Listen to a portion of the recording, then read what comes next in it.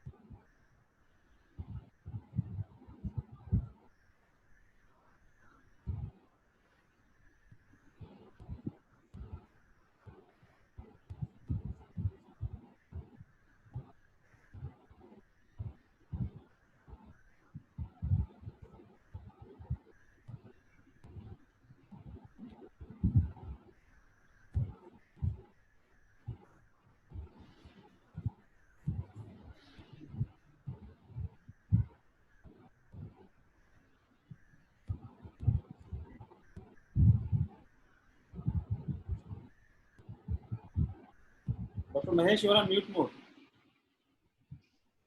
Sorry for that.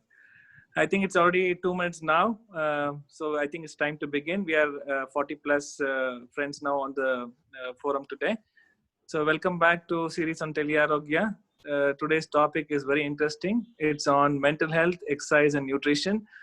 And we've had a very interesting panel today. And Eid Mubarak to everybody. We've really bothered a lot of our friends today because on a festival we have got Dr. Aleem being at the best of his form and this festival celebration. He's agreed to be our moderator. And thank you, Dr. Aleem, to actually moderate the session for us. Just to briefly introduce Dr. Aleem, he's a good friend of all of us. He's done his MBBS from GSBM Medical College, Kanpur. He's done his MD Psychiatry, and he's also had a brief stint in the Central Institute of Psychiatry, Ranchi. He's also worked as an ex-resident there.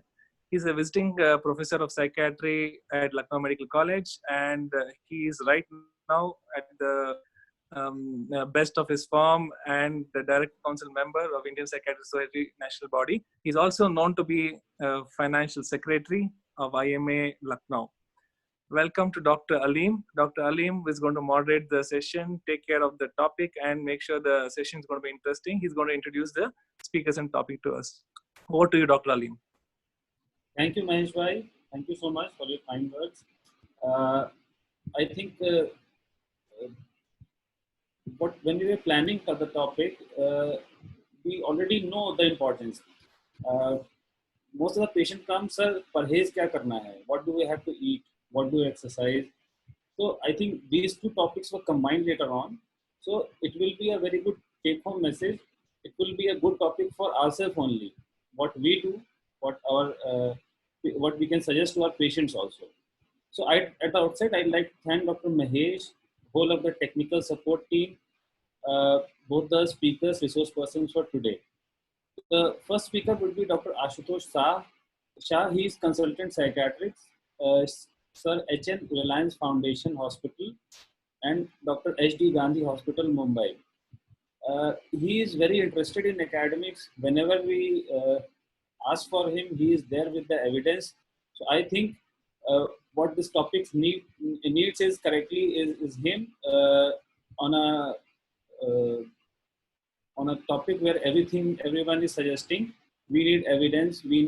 What we need to do is, so we'll listen to Dr. Ashutosh on that. This will be followed by Dr. Sai Krishna's presentation, which will be on exercise. So actually, Dr. Sai Krishna, he is himself a very fit person. He's one of the fittest person that we all know of. He did his MBBS from Mysore Medical College, his MD from CIP Ranchi. He had this Inker Fellowship, Department of Biotechnology from Government of India. His areas of interest are cognitive, neuroscience, schizophrenia, brain stimulation. He was awarded many things, including IPS Young Psychiatrist Award, Madhvati Award, Bhagwat Award. So we both our speakers are very learned and very apt for their roles. So let us now start with both of them. We'll learn a lot. We'll discuss many things in the discussion time. And Eid Mubarak to all of you. Ashutosh Bhai, I think you can start now. Okay.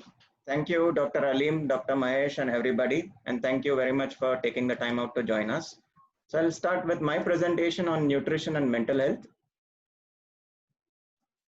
Okay.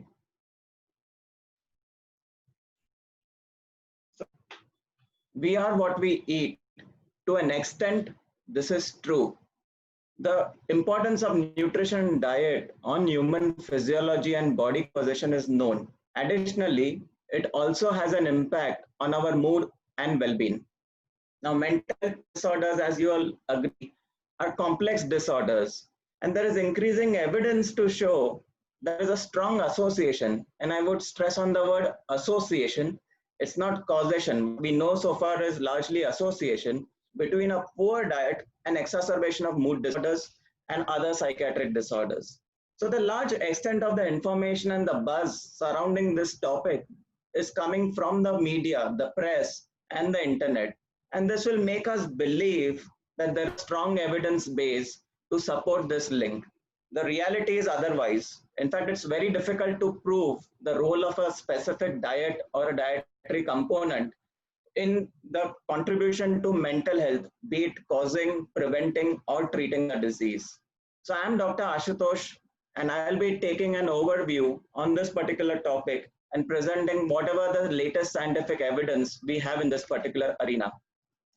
Before proceeding further, I would like to declare that I do not have any conflict of interest in making this presentation, nor have I received any financial incentive to deliver this talk.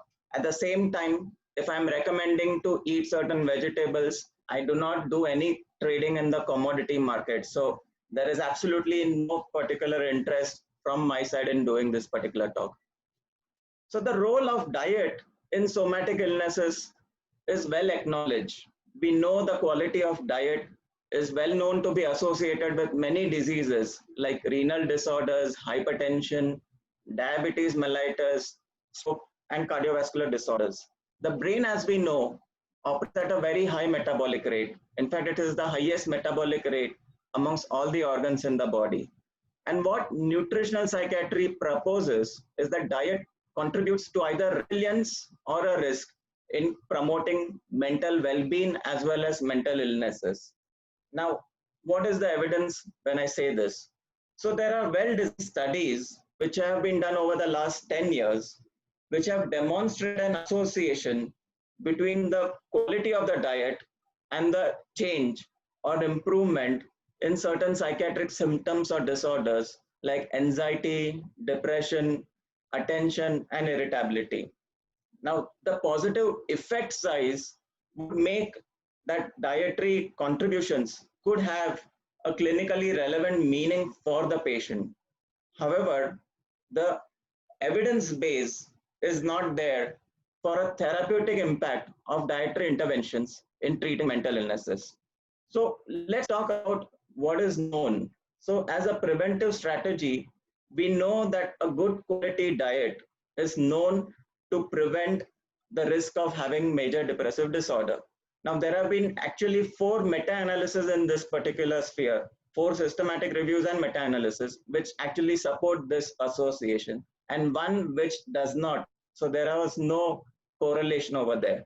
But speaking of 2 over here, one was a Spanish study, which had almost 10,000, a little over 10,000 participants. And what this study found was there was an inverse correlation between the adherence to what is known as a Mediterranean dietary pattern. And I'm going to explain to this term what is Mediterranean dietary pattern and the risk for developing major depressive disorder.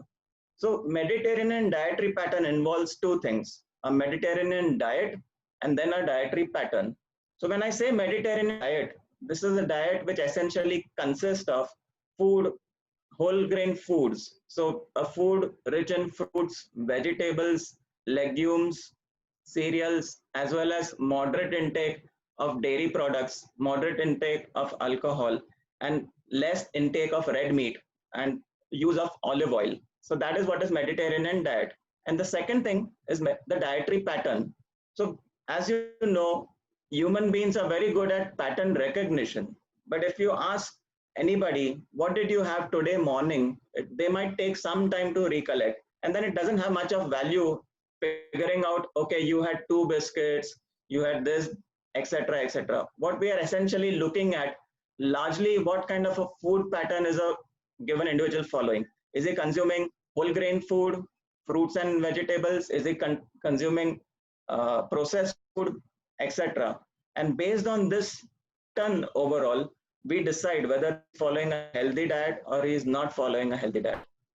Coming back, the second study was a study done in British nationals, a little over 3,400 participants. And what this found was participants who adhered to a Western style diet over a time period of 5 years had a higher risk for depression compared to those who adhere to whole foods.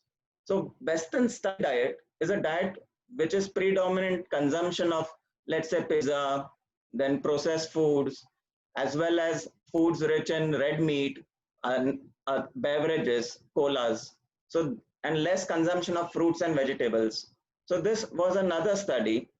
And actually it also found that those who consumed a whole grain diet had a reduced risk for developing depression. So this was about the role of diet in reducing the risk or increasing the risk for developing major depressive disorder. What about people with bipolar disorder? So what has been found by one study was that patients who suffered from bipolar disorder tend to consume food which are high in not just the total calorie content, but also the glycemic index.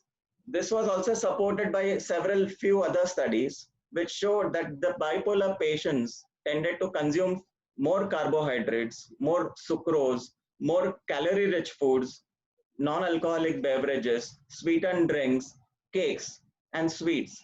So essentially, what data we are having is that patients of bipolar mood disorder tend to consume an unhealthy diet. Another developing field, maternal and early life nutrition, and there is emerging evidence that these are determinants of later mental health disorders or outcomes in children. It is known that severe macronutrient deficiency, the macronutrient deficiencies like protein, are going to place, and specifically during the crucial development period, are going to place the given individual at a higher risk for developing depressive or psychotic disorders. The role of nutrition, again, unhealthy dietary pattern and poor mental health outcomes in children and adolescents was also confirmed in a recent systematic review by O'Neill et al. So overall, we know that the mental health tends to influence our appetite as well as the choice of foods. So we know that something like emotional eating. So over here, there is reduced consumption of fruits and vegetables and increased consumption of calorie-rich fast food or junk food and sweets. Now I've borrowed this slide, a presentation I did last year on metabolic syndrome and psychiatric disorders. And the thing I would like to highlight is metabolic syndrome is prevalent 2 to 3 times more commonly in those with severe psychiatric disorders. And the common risk factors are inactive lifestyle and poor dietary choices. And we know that metabolic syndrome tends to reduce the lifespan. In fact, people with severe mental illnesses tend to have a reduced lifespans. In the case of some disorders, up to even 2 decades reduction in lifespan. So mind you, when we are looking at these aspects of physical activity and nutrition in our patient, we are not only looking at from the perspective of impact on their mental health, we are also looking at overall on the somatic illnesses or prevention of somatic illnesses in our population. So the benefits looking at these aspects extend much beyond the mental illnesses or mental health. we may actually be contributing to overall well-being for our patients. So I borrow these nice data and the picture which were published this year in Lancet Psychiatry, in fact, February of 2020. What this publication essentially showed was, in the year 2017, 197.3 million Indians, which represents almost 14.3% of our population, was suffering from a severe mental illness. So 1 in 7 Indian was known to be suffering from a severe mental illness. And what this publication also showed was that the most common disorder in the adults are the depressive disorders and anxiety disorders, contributing around 3.3%. Now, when I say 3.3%, it does not have an impact. But then if I show what that is in number, it's an 8-digit number over a year. 45.7 million Indians suffering from major depressive disorder. Apart from this, what this publication revealed was the contribution of mental health disorders overall to the total DALY, the disability adjusted life years, shot up from 2.5% in the year 1990 to 4.7% in the year 2017, more than double. And there could be several reasons. One of the reasons may be because of inadequate treatment outcomes. So let me take the example of the depressive disorders, which had the largest contribution. Almost 1/3 of the mental health disorder DALY was coming from depressive disorders in adults. We know that depression, 50% of our patients fail to respond to antidepressants. That means 50% reduction in their symptoms is not achieved with antidepressants. And this represents again a big number, 22.85 million. It's an 8-digit number, mind you. So that's a huge population which is not responding to antidepressants. And then if we speak of remission, that means 100% resolution of their symptoms. We know that 30% will not remit despite whatever we do, be it augmentation strategy, be it acceleration strategies. And this 30% again is a 8-digit number, 13.71 million. So definitely there is a big unmet medical need. And this over the last 2 decades has resulted in people looking at the role of diet and physical activity in tending to improve the outcomes of psychiatric disorders. In this case, the most widely prevalent disorder being depression, which I'm going to focus on. So before I proceed further, I borrow this nice diagram from the publication in Brain Behavior and Immunity. Essentially, what it is showing is there is a bidirectional relationship between mental health and systemic inflammation. And this is modulated at one end by lifestyle factors of diet, which I'm going to speak about, physical activity, which Dr. Sai is going to speak about, and of course, use of substances. And at the other end is the biological factors, the genetic variants, the single nucleotide polymorphisms, the copy number variants or rare mutations, or the gene-environment interactions, or the epigenetics. So this really makes it very complicated to really figure out what is causing disturbances in the mental health. And what I would like the audience to also really keep in mind is that if we are manipulating just one component, please don't be under the impression that that is going to make a huge impact.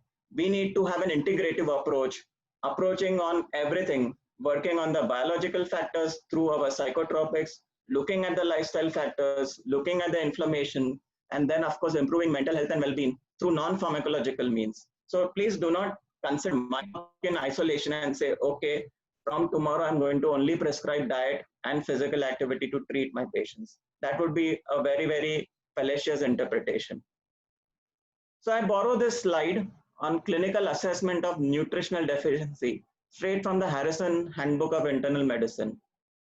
Please check the patients. Please check if they are having weight loss, any muscle wasting, or any decreased skin fold thickness. Look at their hair, skin, and nails and see if they are having easy pluckability or having sparse hair or easy bruising or hemorrhages.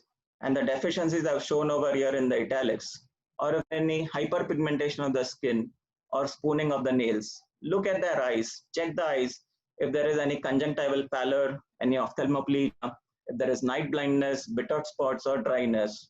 Also check their mouth and mucous membranes for any subglossitis or chiliosis or diminished taste. In today's time, of course, the first differential everybody will have is COVID-19. But before COVID-19, zinc deficiency itself could lead to diminished taste or inflamed or bleeding gums.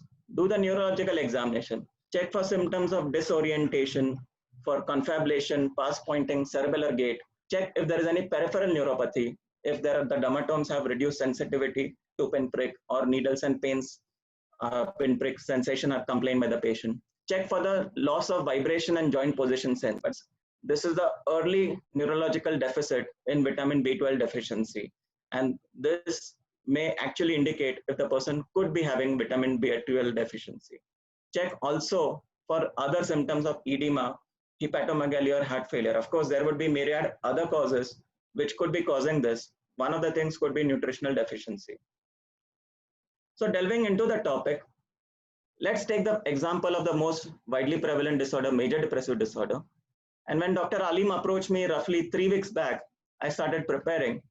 And I've largely relied on these two publications over here. There was a lot of literature, but as you would appreciate, in terms of evidence, the highest quality evidence comes from systematic review and meta-analysis. And this paper in European Neuropsychopharmacology 3 years back explored the role of these substances as an add-on or nutritional supplement in major depressive disorder. And the latest paper published in March, in fact, this entire edition on 2020 was on all these substances.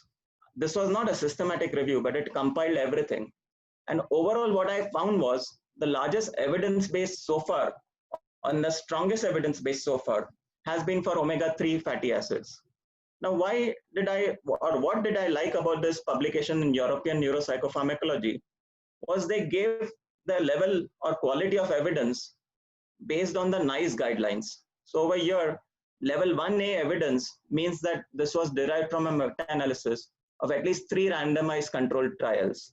And level 1B, for example, was from at least 1 RCT or meta-analysis less than 3 RCTs. And then progressively the qualitative evidence reduced depending on whether it was a case report or expert opinions. So this publication actually showed that there was good quality level 1A evidence for omega-3 polyunsaturated fatty acids or PUFAs and zinc. In fact, this analysis had 30 articles which it reviewed, 10 of which supported the use of omega-3 polyunsaturated fatty acids as a treatment in unipolar depression, as an add-on or supplementary treatment, not as a standalone. And same goes for zinc, where 4 articles supported its use. The same publication said that for folic acid, there was clear-cut no evidence towards efficacy. For the remaining products, inositol did not have any efficacy. And for L-methylfolate, S-adenosyl methionine, B12 and vitamin D, the data is too little to draw any firm conclusions. So having seen that omega-3 fatty acids are having the strongest evidence base, last year in September, there is this International Society for Nutritional Psychiatry Research, which was formed somewhere in the year 2017. And this has actually come out with practice guidelines for omega-3 fatty acids in the treatment of major depressive disorder. Now, a little insight into how they come or how did they arrive at this guideline. So what they did was they contacted 14 experts across the world. Largely, most of these experts were based in Asia, and they wanted to keep this guidelines translatable in clinical practice. So they deliberately didn't invite the basic scientists, but chose to invite practitioners. So 79% of these 14 experts were practicing clinical psychiatrists with specific interest in the subject of nutritional psychiatry. And they relied on the literature, the evidence basis, and they followed a Delphi process to arrive at a consensus in order to give this particular guideline. Now, this guideline is organized into 5 thematic areas and has 12 principles, which I'll be detailing in the coming 5 slides. And on each slide, on the right side, I've kept simple evidences. So this is straight from the Instagram page of Sir H.N. Reliance Foundation Hospital, where the omega-3 fatty acids are and other details, which actually you can use in your clinic to tell the patient what are the types of omega-3 fatty acids, which are the substances to consume, etc. So coming to the first thematic area, so what this guideline says is confirm the diagnosis of major depressive disorder by a clinical interview and examination. Now, this might appear quite mundane because when the patient walks into a clinic, we are obviously going to do this. But the practical application is when you're reading a publication, please check how did they select the sample? Was it through a self-diagnosis or was it through a clinical interview? Because this matters.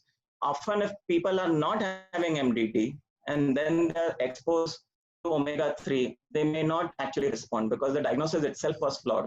The second thing which the guideline says is check for any fish hypersensitivities. If that is the case, maybe these are the people in whom omega-3 fatty acids may be avoided because a large source of these may be from the marine, the seafood, or we may prefer to give the non-marine sources. What the guideline says, and this is where I would like to emphasize, is the use of omega-3 polyunsaturated fatty acids, PUFAs, is an adjunctive treatment, not a monotherapy. So nobody over here should feel that we can give omega-3 and that will help in depression. No, you give your treatment as usual with the antidepressant, and as an add-on, when you use PUFA, it has been found to be efficacious and safe, either as an acceleration, that means starting together with the antidepressant, or as an augmenting, that means adding it later on. What it also says is the omega-3 polyunsaturated fatty acids, there are two kinds, or rather three kinds, but the two kinds which come from the seafood is the EPA or the eicosapentaenoic acid, or the combination EPA with DHA, docosahexaenoic acid. So both of these are efficacious. And if we are using the combination EPA-DHA, the ratio has to be 2 times of EPA to 1 times of DHA. And this has been found to be useful in the acute treatment of MDD. So for the acute treatment strategy, it recommends that the dose be between 1 gram to 2 gram a day of total EPA derived either from the pure EPA or from a combination, as I told. And this dose is recommended to be increased in the 2 weeks if there is a non-response or a partial responder, and titrate up to the maximum dose in 4 to 6 weeks. So overall, the guideline says treat for a total duration of 8 weeks. And in case there is still a non-response, check the quality of the omega-3 supplementary products. So why this? Essentially, this is a health supplement. On the regulatory front, health supplements are treated differently by the regulatory bodies. They are not treated as pharmaceutical products, and the guidelines are less stringent for the supplementary products. So they need not have stringent quality control. Even there will be batch-to-batch variations, and also to rely on the background or the name of the manufacturer. If there are certain companies on whom you already have faith, please select them when prescribing this particular product. Of course, you have the possibility to get the product checked in a lab for the bioavailability, but that is practically not possible for most of us. When it comes to the recurrence prevention, the guidelines say that evidence neither supports nor refutes. So there is presently very limited thing to say if giving omega-3 fatty acids for maintenance treatment to prevent a recurrence, whether it will work or it will not work. It leaves it up to the clinician what they want to do. But what it says is that even if we are using it, it has to be along with a standard treatment as an add-on, not as a monotherapy. So this is not to be considered as a new antidepressant. It's a nutritional supplement in ongoing patients with antidepressant therapy. So the guideline also speaks about use in special populations. So in whom will the omega-3 polyunsaturated fatty acids have more benefit or more likelihood of having a benefit? So when I said this omega-3 polyunsaturated fatty acid has the strongest evidence base, the effect size range between 0.23 to 0.5. So the confidence interval is very wide as compared to, let's say, of antidepressant, where it is around 0.3 to 0.4. The confidence interval is narrow. So what does this mean? When the confidence interval is wide, you may have certain segments which will show a good response and certain segments which will not show that good a response. And who are these people who are likely to show a better response to omega-3 fatty acids? This will be people who are overweight or obese, and those who have marked or elevated levels of inflammatory markers like interleukin-6 or C-reactive proteins. This population are likely to respond to omega-3 fatty acids. Now, in terms of the elevated inflammatory markers, interleukin-6, there are publications to show that it correlates with the symptom of anhedonia. Not just interleukin-6, even tumor necrosis factor alpha, TNF alpha. When these are raised, the patients complain often of anhedonia. And when the patients complain more of fatigue, the CRP, the C-reactive protein levels are elevated. So there has been studies to show that there is a correlation between the symptom profile and elevation of inflammatory markers. And most of you will recollect that there is also an inflammatory theory behind depression. So these population will be likely to respond. Other than this, those with comorbid illnesses in which the inflammatory markers are elevated, cardiovascular illnesses, autoimmune disorders, all this population are likely to have a benefit from omega-3 fatty acids. As of now, the research is going on in women with perinatal major depressive disorder, elderly with major depressive disorder, and children and adolescents with major depressive disorder, whether these products may be supplemented on top of treatment as usual, and in sometimes even as a standalone treatment. Coming to the safety issues, so this is the slide where I don't have the photograph, but I have replaced it with a list of the adverse events to monitor. And I'm not going to read this particular side effects, but essentially what we need to monitor is the total cholesterol, specifically the LDL cholesterol, which can get elevated with the use of omega-3 fatty acids, the fasting sugar, the liver transaminase, SGPT, and BUN. These parameters may get increased when using omega-3 fatty acids.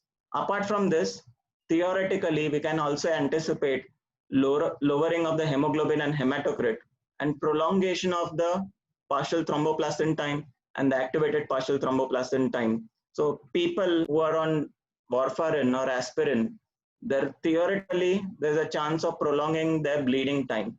So what this guideline also said was, practically they haven't seen this happening in up to a dose of even 4 grams per day of EPA. At the same time, what the guidelines recommend is, please talk with the patients, get their agreement, and in a partnership, start the treatment. Now, when I found out on the MIMS about the products available in our market, the maximum strength of just pure EPA that I found was 90 milligram. So if we are wanting to use just omega-3 fatty acid, the EPA, eicosapentaenoic acid, 90 milligram is 1 capsule. So imagine if you have to give 1 gram, you have to tell the patient to take 10 capsules a day. That is one option. Or if you want to use the combination, the maximum again I located was 325 milligrams of EPA and 175 of DHA. And if we are looking to give it at a ratio of 2:1, then we have to combine it. So 2 capsules in the morning, 2 capsules in the afternoon of these combination, and then 2 capsules of standalone EPA in the afternoon or morning, in order that the ratio is maintained. Why this ratio? I'm not going into details. There's a lot of theory behind that, and I won't like actually the audience with that particular theory. But if you want to ask the question on this, you're welcome. The cost. This is another thing to keep in mind. It's not going to be cheap. These products at the dose that I have spoken about, each day it adds 200 rupees just to consume this product. So please check with the patients if they are able to afford 200 rupees a day, practically working out to 4,000-5,000 rupees a month additional if we are planning to use the omega-3 fatty acids. Other practical information is there could be product oxidation, formation of aldehydes. So please check if they are using fish oil to derive this product, or if they're using the non-marine, that is the plant sources, whether there is added antioxidant like vitamin E, which was the case which I saw in the Indian market. And other thing is, if we are not familiar with the omega-3 fatty acids or omega-3 PUFAs, we can prescribe omega-3 fatty acids, and these are also available in our market. Again, not cheap. So cost is one of the factors we have to definitely keep in mind if we find the patient profile which may be benefiting from this addition. And the other thing is the patient should be instructed to store the product in airtight and dark containers away from light and refrigerate once they've opened in order to retain the efficacy of the product. So to summarize my talk, what we need to check is the dietary pattern. Overall, are the patients eating a Western style of diet? Are they eating a Mediterranean or Indian pattern of a traditional diets? And over here, if we are not sure, and if our patients have comorbidities, a nutritionist may be a good ally for us. The second thing that I would summarize is that there is a role for dietary modifications and nutraceuticals prescription. So what I talked about the omega-3 PUFAs, specifically in the inflammation subtype of disorders in major depressive disorder, and definitely in the context of a personalized integrative therapy, not as a standalone. And for major depressive disorder, the role of omega-3 polyunsaturated fatty acids. Well, in our IPS guidelines, there is no mention of this, but let's talk of the Canadian guideline, the CanMed guideline, that advocate standalone use as well as a add-on use of this omega-3 polyunsaturated fatty acid. But the important point to remember is, please do not use it as a monotherapy. Evidence shows that it does not work as a monotherapy. And before I hand over to my colleague, Dr. Sai, a glimpse to what is the future. Well, we know that integrative approaches and precision medicine are going to be the future of not just psychiatric disorders, in all medical disorders, but there's something known as Mendelian randomization studies. So when I started off my talk, I said it was very difficult to prove. So if we use our traditional RCT models to check for a causational analysis, they are going to fail. In fact, a lot of literature, we see a lot of methodological use. The sample size is small, the effect sizes are small, the studies are underpowered. There are a lot of confounding variables, and there is actually reverse causality. To circumvent all this, what Mendelian randomization studies do is they use a genetic marker which is robustly associated with a potentially modifiable exposure. And when that happens, we can have a direct causational etiology between modification of a given exposure factor, which modulates a particular genetic marker, and then the outcomes in different psychiatric disorders. So in fact, so far there have been 26 publications on this, or 26 articles, essentially exploring cognition and dementia, mood disorders, as well as schizophrenia. And so far the evidence in this Mendelian randomization studies.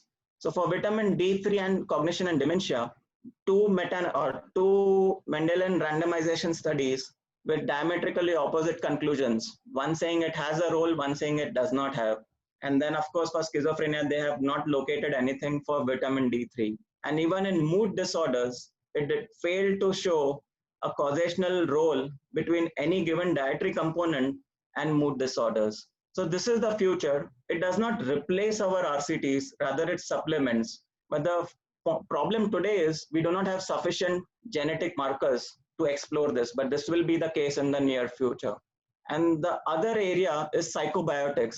So I've completely left out a huge chunk, what is called as the gut-brain axis, and the role of psychobiotics in psychiatric disorders, because this is a very big topic by itself today. And as of date, there is limited translation. In fact, there is nothing which says that addition of psychobiotics is going to have a clinical therapeutic impact. So today there's a lot of research, possibly in the coming 1-2 decades, we may see in our practice the role of psychobiotics. So having said this much, I stop, and I would like to thank you all for your attention, and over to Dr. Sai for the role of exercise in psychiatric disorders.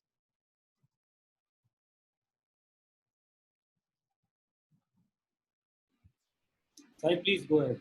We'll have question answers later on, both of you together. Sai, you have to unmute yourself. And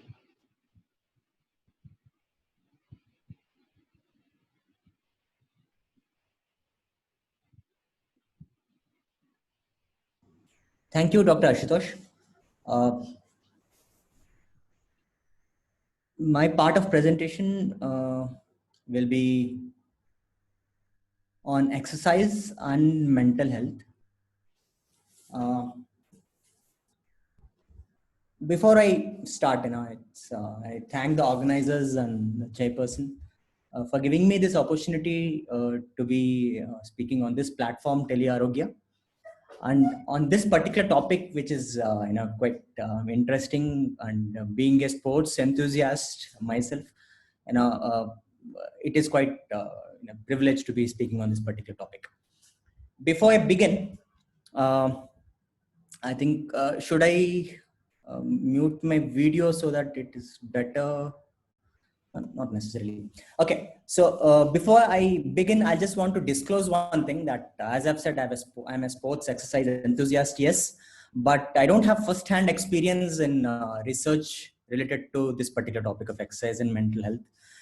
What I'll be talking in this particular session is a brief, focused narrative review on this particular topic. So when Dr. Alim called me saying you'll have to do this particular thing, when I looked up literature, the first article which I saw was this one. This was an invited review in the European Archives of Psychiatry and Clinical Neuroscience. The title says sports psychiatry, and that's the sports enthusiast in the psychiatrist in me, was like, wow, what a different field altogether to work on. And that was the kind of feeling that I had when I saw this particular paper first. So sports psychiatry, as the authors themselves, quote, it has two sides of a medal. The medal of sports psychiatry has two sides. One is mental health and mental disorders in athletes, especially elite athletes. Of late we have been hearing about mental health issues in international athletes, Glenn Maxwell, etc., etc. And then the other side of the coin, the medal, is the physical activity and exercise and sports in the prevention and treatment of mental disorders, which perhaps is the topic which I'll be dealing with in this particular session.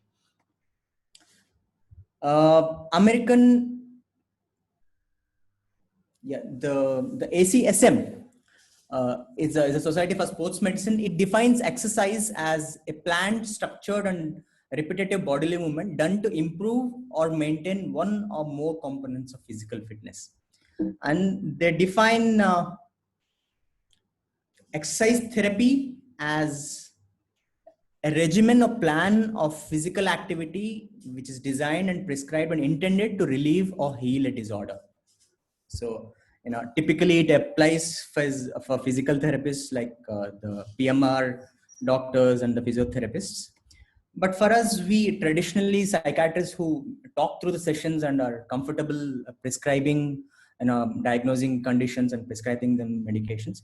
It's a little difficult to imagine ourselves in this particular transformed version of ours, wherein we are training our clients or patients on physical exercise. So, isn't it? It's difficult to imagine this. Fortunately, there's no transformation that is required, and exercise prescription is very simple. And when I say exercise prescription, there are a lot of questions that come in our mind. They crop up. Exercise prescription, what is the science behind it? What is the neuroscience?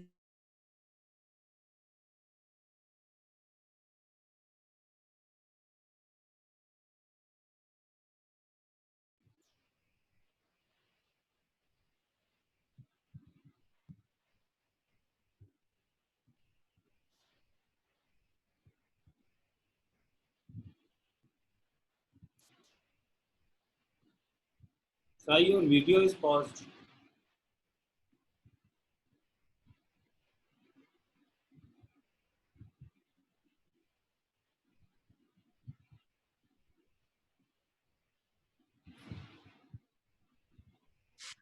Looks like we've lost out on the net.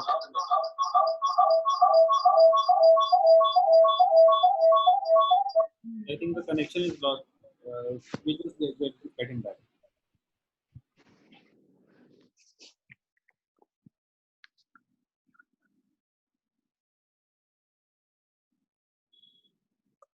Dr. Sai is trying to re-log in, I think.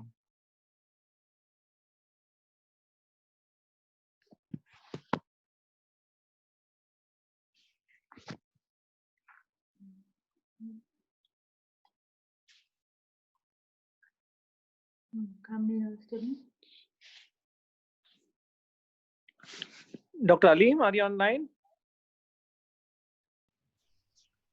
Yeah. I think Dr. Sai is trying to re-log in. We've lost his connection. Yeah. He's just logging back. I think technical glitches amidst all the technology and advancement that we have, we still struggle with basic connectivity at times.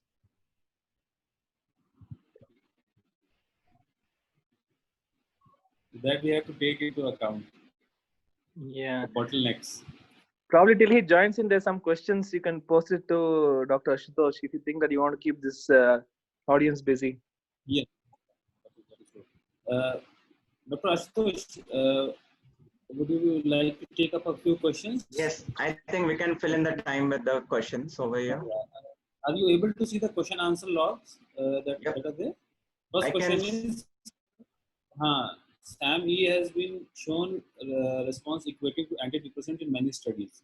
So your take on this and your take on mitochondrial supplement in depression and other psychiatric disorders. Okay. So for S-adenosylmethionine, so over here the role is S-adenosylmethionine tends to have a role in removal of methionine. So folic acid is supposed to be not, not be deficient. If there is folic acid deficiency, S-adenosylmethionine may not act. So there are some studies. I'm not saying there are no studies, but they are not to the level of evidence where we can generalize and say definitely giving S-adenosylmethionine is going to have a beneficial effect. Also, it's a precursor product for what is known as glutathione. So glutathione is a major antioxidant in the brain. So there are some papers to say that when S-adenosylmethionine was given as the question, I don't know the name of the person who was asked this, but when they, sorry, I think something happened. Just a moment, my Zoom screen got closed. Am I audible now? Okay. Hello. Sir, you are audible. Sir, what you do while presenting, you switch off your video and only share the screen. Actually, So there was a power cut here and the Wi-Fi got disconnected. Okay. So I'll come back later on the question. Dr. Sai, please continue. Yes. I'm really sorry for that. I'm actually muting my video anyways. Okay. I was on the runner's high. So when we run and when we finish our run, sit down, there's a sense of calm. There's a sense of being stress-free. Please go back to the last slide. I think we start from the last slide, previous slide.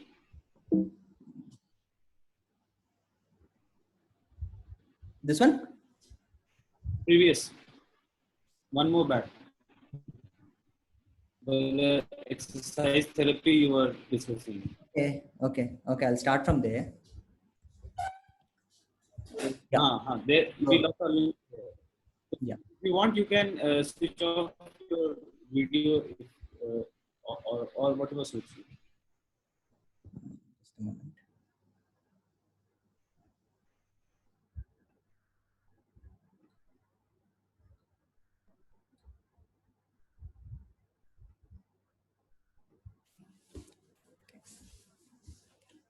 I'm really sorry for the technical inconvenience. Yeah, I've switched off my video.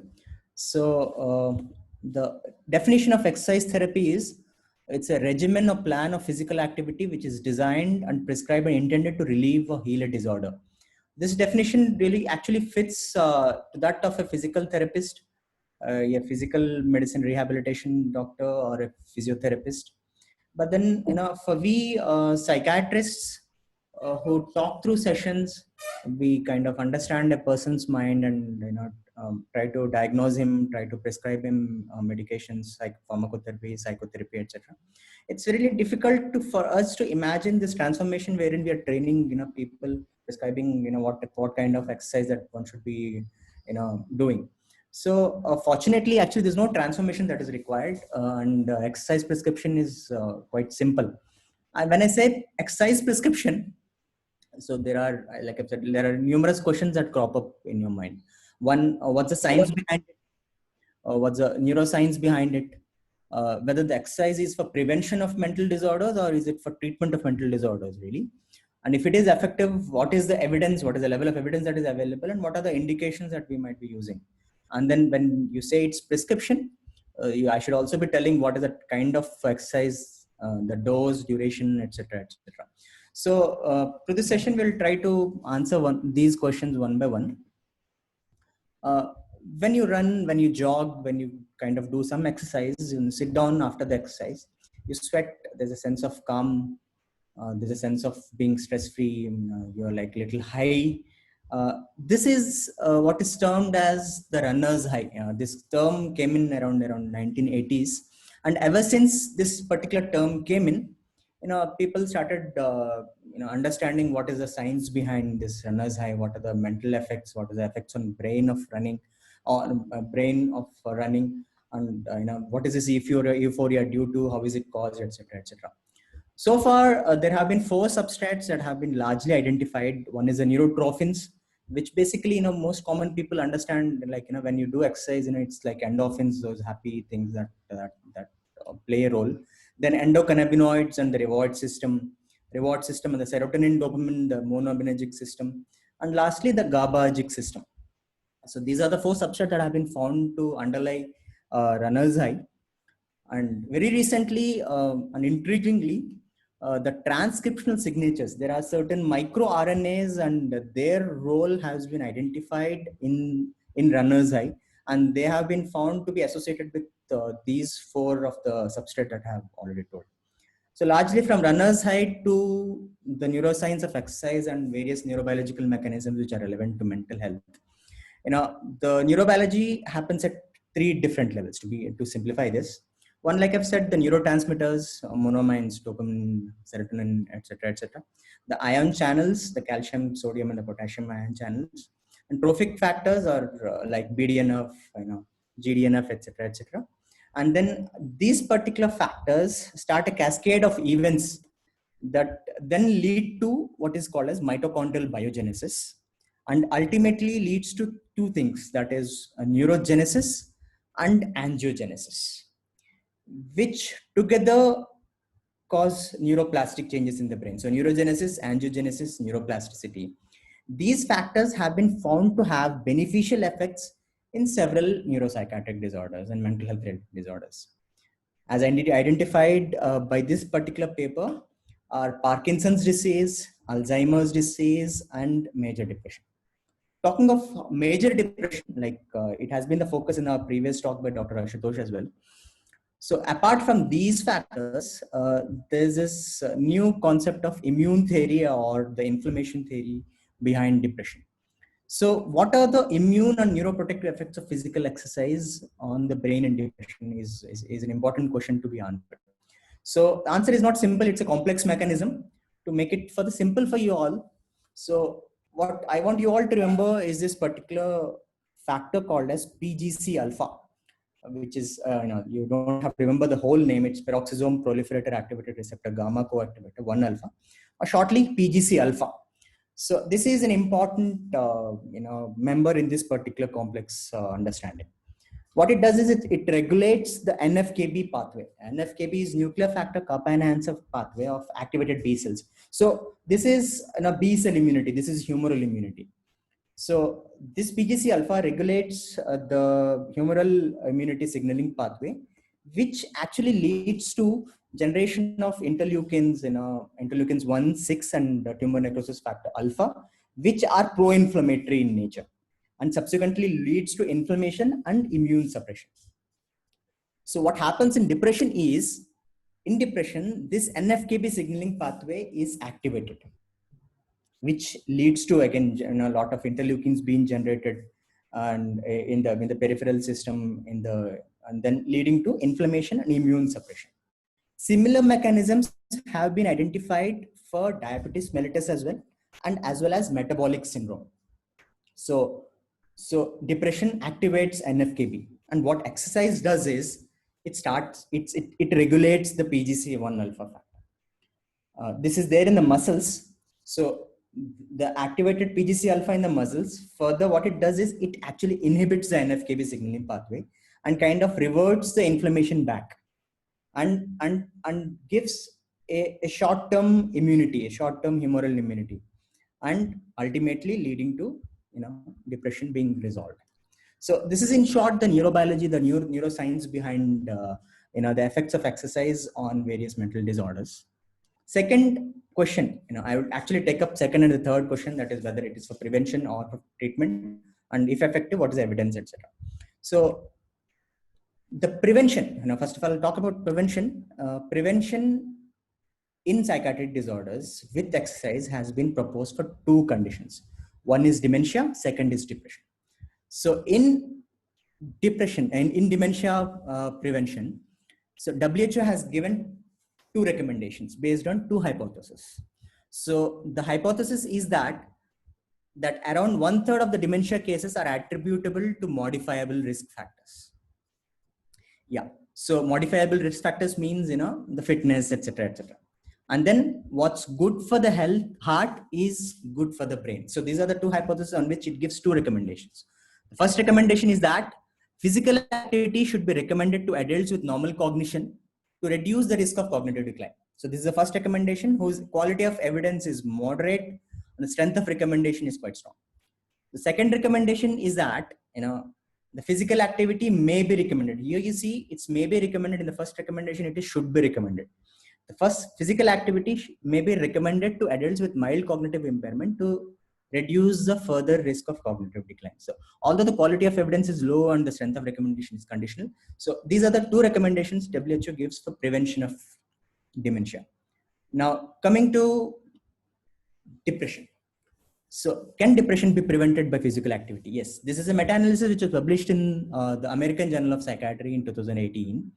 And this meta-analysis, that this is the highest evidence, highest level of evidence, it took into account about 2.6 lakh individuals in cases, and concluded that physical activity actually can confer protection against emergence of depression, regardless of age and geographical region. So regardless of age, it confers protection against emergence of depression. It confers protection against incident depression, not just age and geographical factors. This is a very recent study by the group from Massachusetts and Harvard, which actually say that even in people with high genetic risk for depression, physical activity kind of offsets the incident depression, and there is around 17% reduction in the incident depression in people who actually have physical activities routinely, even in people who have high genetic risk for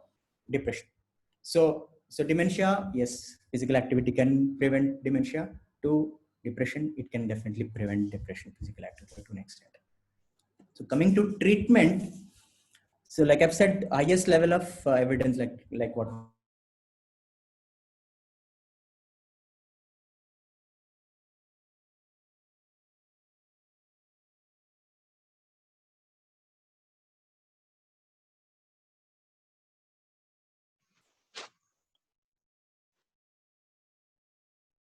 I think Dr. Sai's connection is again lost. We can wait a moment. However, he's there on the login, but somehow we're not able to get him.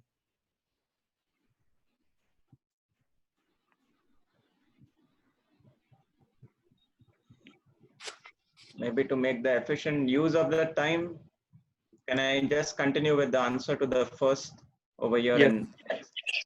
So what I was saying, and I hope the audience doesn't lose track of what Dr. Sai was talking. What do you all say, Dr. Alim and Dr. Mahesh? I mean, to recap, okay. So for S-adenosylmethionine, what the viewer has asked over here, as I can see, is it has been shown to have response equivalent to antidepressants in many studies. And I do not negate that finding that the viewer has asked. What I'm saying is, overall, when we look at the meta-analytic data, the robustness of the evidence to recommend it as a standard treatment is not yet there. So there may be some patients who may be benefiting from S-adenosylmethionine. And if you are planning to do this, it says that between the dose range of 200 to 400 milligram per day. And I was trying to tell you all that the mechanism of action, it needs, of course, adequate levels of B12 and folic acid. And what S-adenosyl methionine does is it converts homocysteine into different other products. So it also gets converted into glutathione, which is an antioxidant in the brain. And that's the mechanism of action, or at least one of the mechanism of action. Another thing to keep in mind with S-adenosyl methionine, it can trigger mania in those who are susceptible. So that aspect needs to be kept in mind.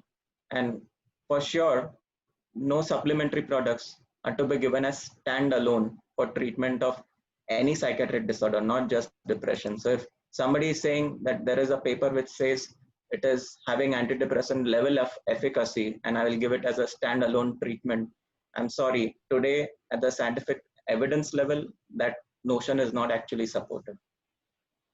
Coming to the next question by the same viewer, what is your take on mitochondrial supplement? I'm afraid this is the first time I'm hearing this term mitochondrial supplement, and I'm not in a position today to answer this. But if anybody else would like to do so, they can type in the Q&A and answer this, because I have not heard about a mitochondrial supplement in depression and other psychiatric disorders. This name is more of a advertising gimmick, mitochondrial supplement and all these things.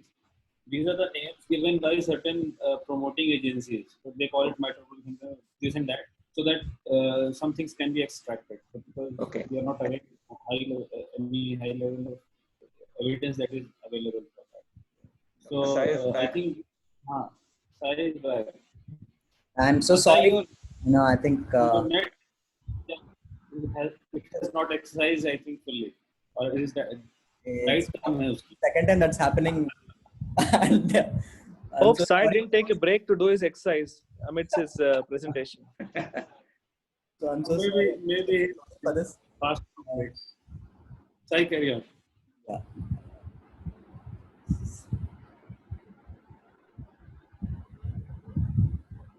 So, I talked about prevention, of dementia and depression with the physical activity and exercise. So next is treatment of various psychiatric disorders. And like I've said, the highest level of evidence is meta-analysis. And this is a paper which in Sports Medicine very recently published. And this is one step beyond it. It's basically a review of all the meta-analysis. It's called a meta-review, which concludes the following. One, exercise reduces depression in children, adults, and older adults.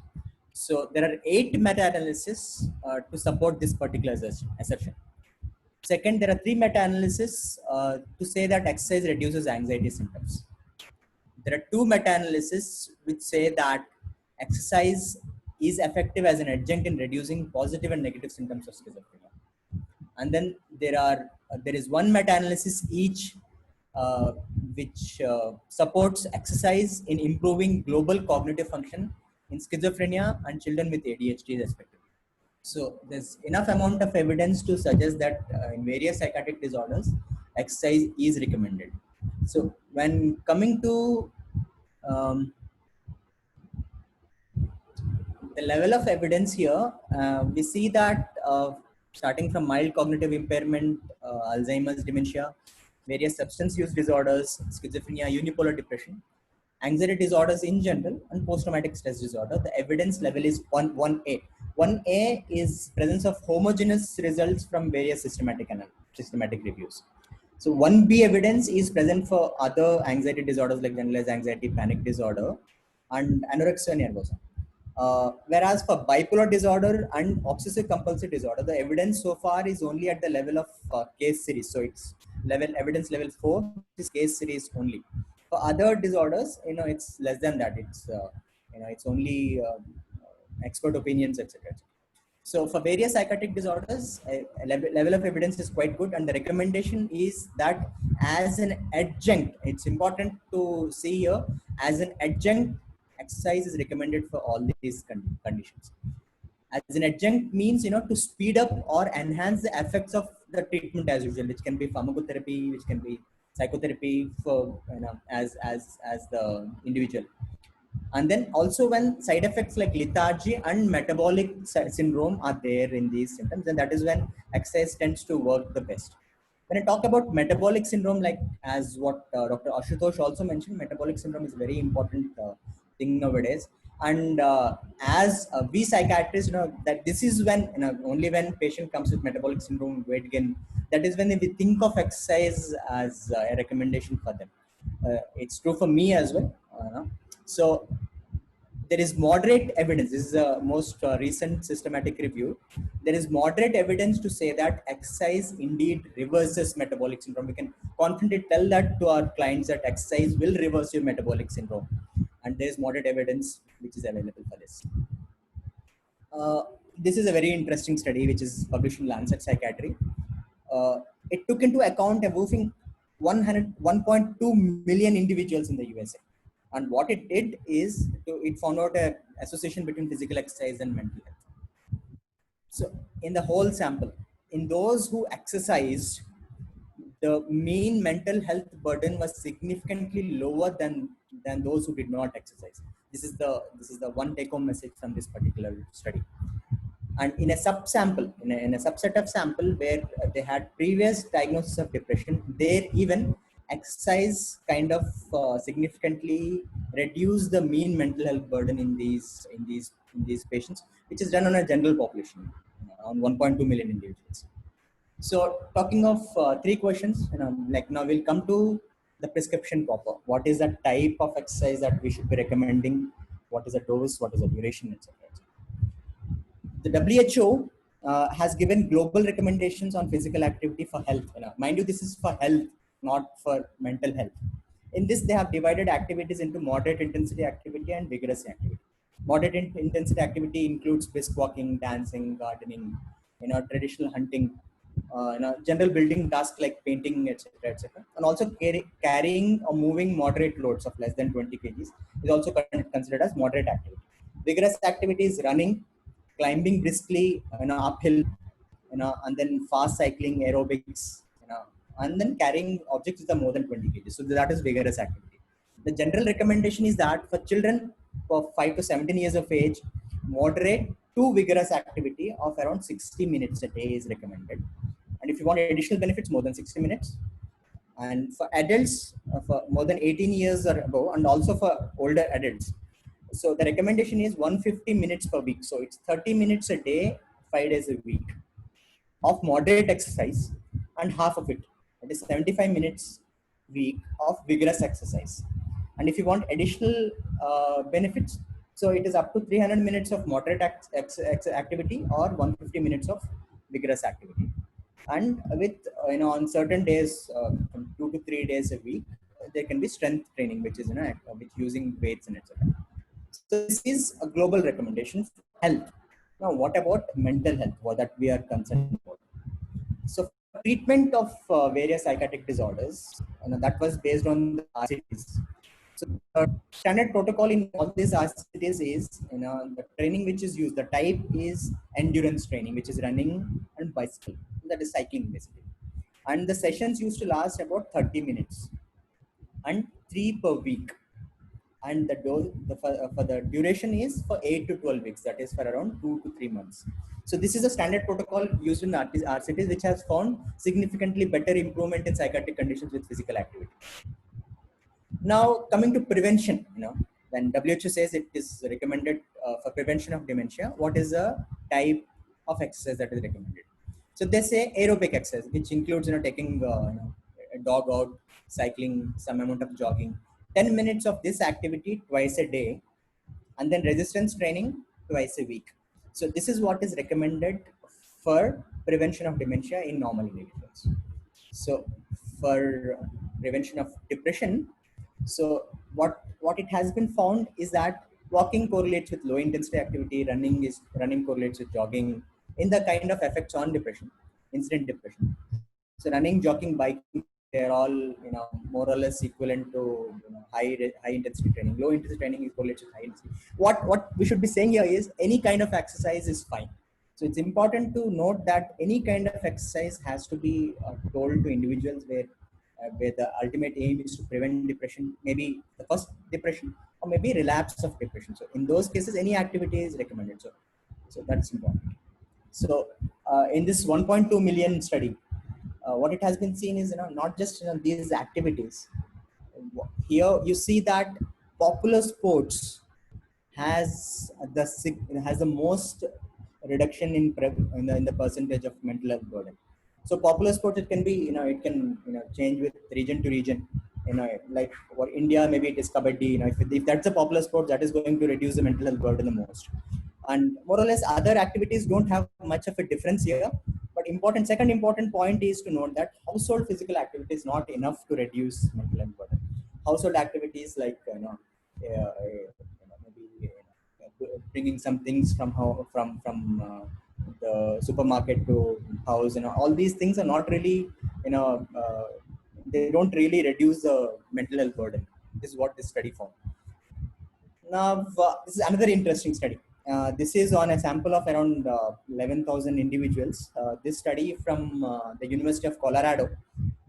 They saw if someone played some sport, especially contact sports and football during their adolescence, and then they followed up into adulthood and saw whether they have depressive symptoms there or not. So what they found is, in those who played contact sports, especially football, they found later in adulthood, those are likely to have lesser scores and depression and lesser scores of suicidal ideation. So this is an important thing. So moderate intensity activity to sports, popular sports to contact sports like football.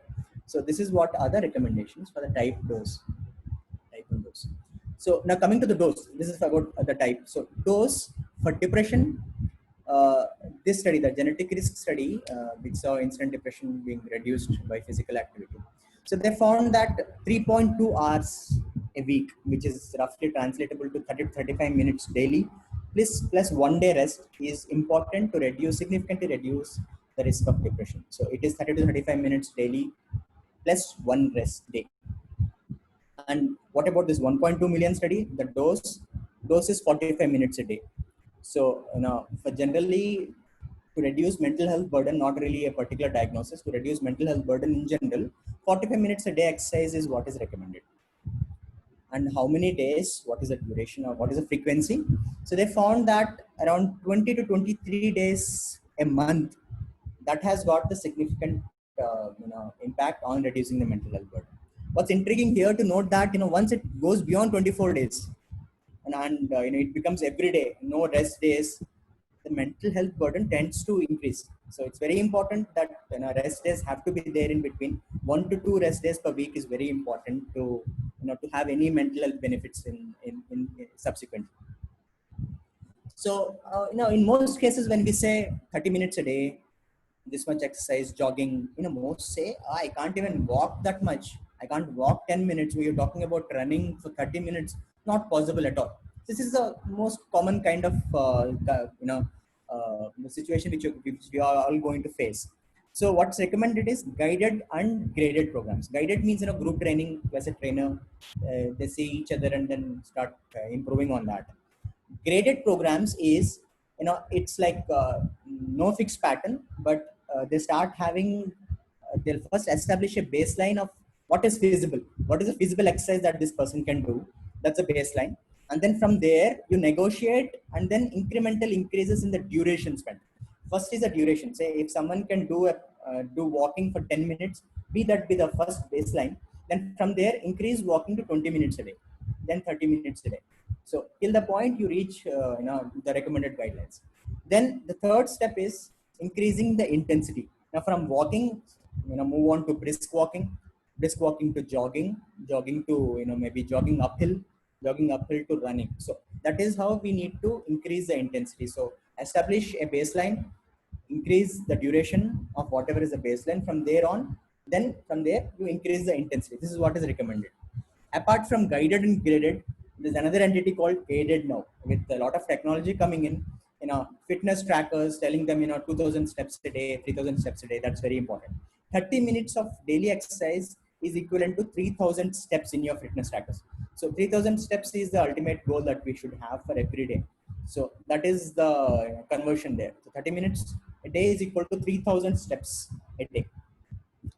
And so coming to the prescription, so how our prescription will look ultimately is, maybe you prescribe some medication or psychotherapy on first, and second comes cycling for 15 minutes, once in the morning, once in the evening, for 3 months. So this is the kind of prescription. Now when we put this prescription, there are some more questions that will come up.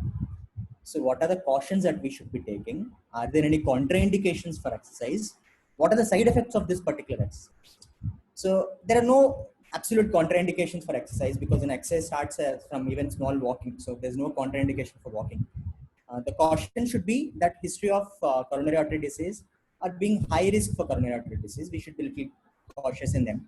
In clients who have orthostatic hypotension, in patients who have incoordination, imbalance, impaired tandem gait, these are most common situations which we are going to find in our patients. And then existing musculoskeletal disorders like arthritis, etc. So we should be cautious in these particular situations. And important is, the gradation in which we increment, negotiate should be a little slower in these cases. What are the side effects? Exercise, movement will have injury as a side effect, like any other sports. It's very important that we should be telling them such sports where the injury is much less, because once injury happens, that will lead to further depression, further quality of life reduction, etc. We should be. It's also important that there shouldn't be overtraining, because overtraining leads to again increased mental health burden. Actually, regulation of PGC1 alpha becomes opposite when it becomes overtraining. So that leads to more inflammation. So that we should not doing.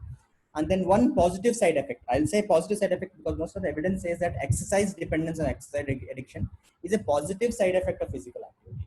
But then once it starts hampering the day-to-day activities, then it becomes the typical addiction, typical addictive disorder.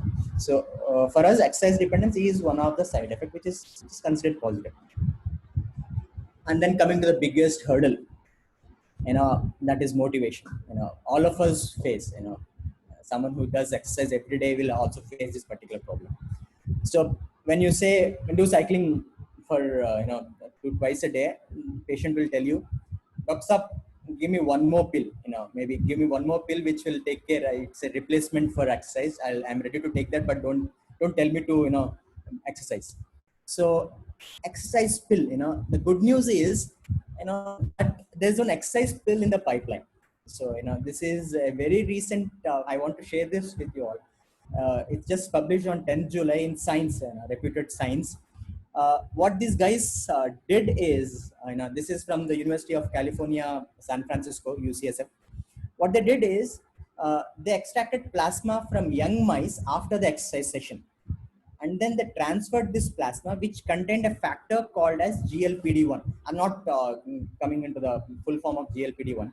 So this is a liver-derived exercise-induced circulating factor, and it is present in plasma. So, and in abundance after exercise.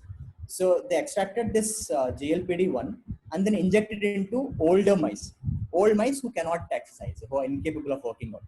And then what they found is, whatever exercise had benefits on cognitive functions, that they found out. So definitely, an exercise pill is in the pipeline, but mind you, Delhi bahut dur hai. We are not going to tell that to our patients right now. But as for us, we psychiatrists, what we have to tackle is the low exercise mindedness in individuals. India has got very low exercise mindedness. It is reflected in the real fact of how many Olympic medals we have, and the resistance for effort. The moment you say 10 more minutes, it's like, no, bhai sab, doctor sahab, itna hi hoga, isse zyada nahi hoga. And then the kind of patients we deal, illness factors like energy, volition, all those factors actually come as a big hurdle when we prescribe exercise. And what is recommended? So there are certain motivation enhancement factors. There are some principles of motivation enhancement have been said that those can be used in motivating someone to have exercise. But that is also difficult because like exercise therapy is also a difficult hurdle to cross. So what's important is putting exercise into a perspective.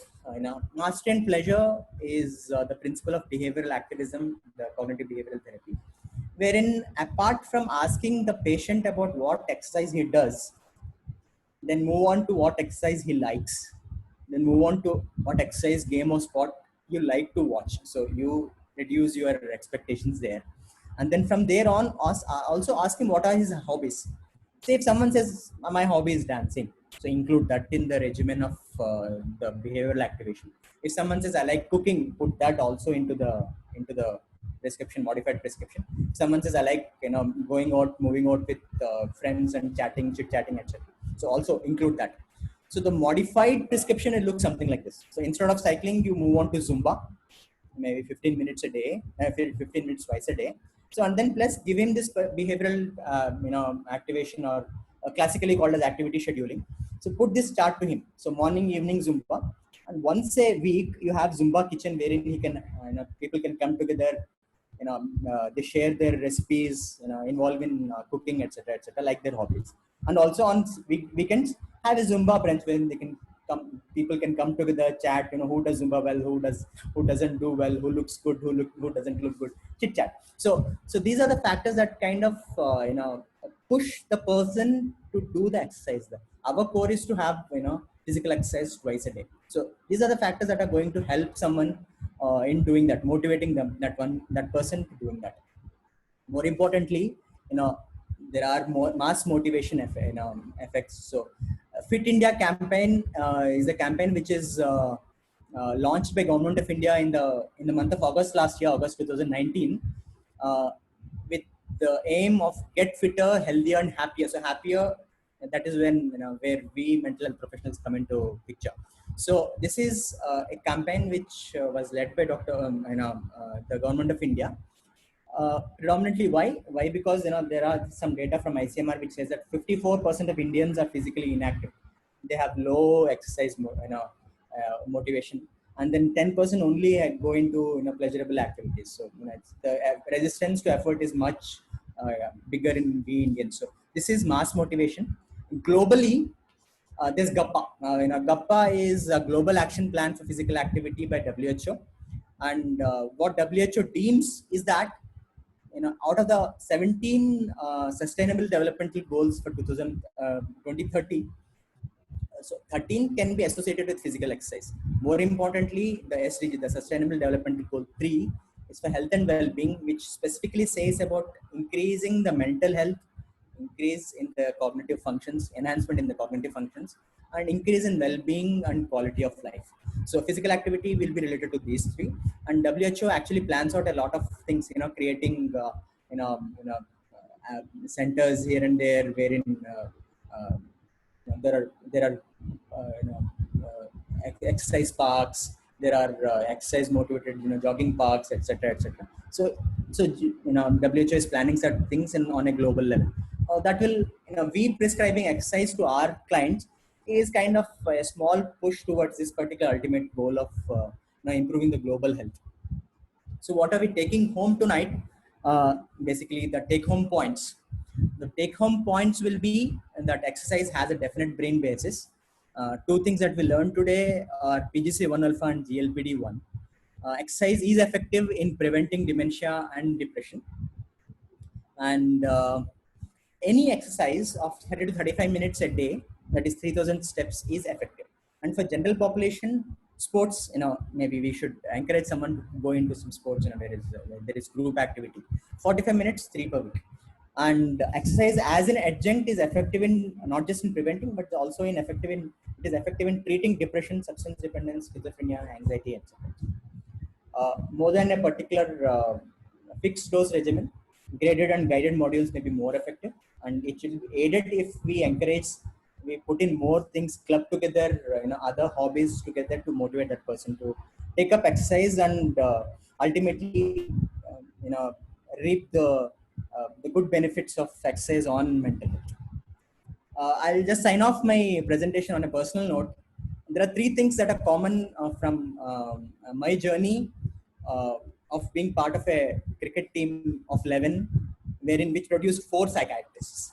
So from there on to having a team of 11 psychiatrists, there are 3 common things. One is exercise, second is mental health, and then that third thing is euphoria. I'm extremely happy to be giving my inputs, sharing this presentation here on an academia on exercise and mental health. And COVID times, be active, stay healthy, but stay at home. Thank you so much, Sai. Thank you both of the presenters for a excellent deliberation. I think before we go into the question answer sessions, uh, let's presume I am the patient. तो doctor साहब मुझे ये बताइए कि मैं diet सही करूं या एक्सरसाइज सही करूं? To both of you, rapid fires. Ashutosh बस. दोनों कीजिए. दोनों Do सर दोनों करने कैसे करें हम? हाउ मैं कैसे करूं ये? How should I? well, the practical answer is Yeah. eat for satisfying the hunger, not for satisfying the taste buds. That's point number one. Second point is cook your traditional meals in the traditional way. Do not try to change the traditional meals using Western menus and then make a fusion menu, because that, you see, most of our traditional meals have been actually formulated to give us a healthy nutrition.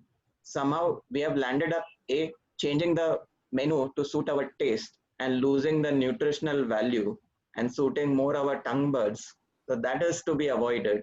And then eat only as much as you are going to be exercising or spending. So be alert, what we call mindfulness during eating. So we can also implement behavioral strategies over here. Plus, we don't forget that the role of psychotropics is the core. So we do not dilute by any chance the role of psychotropics in treatment of our patients.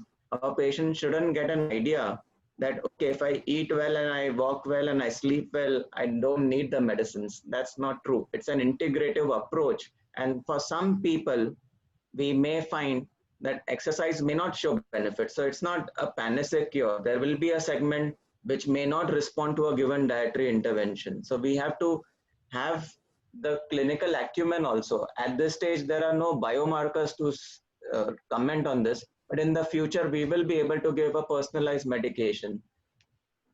Dr. Sai. Yeah, excellent point. I think this is most important thing that we should be telling, that exercise or diet are adjunct. They are secondary to your mainline treatment. That is one.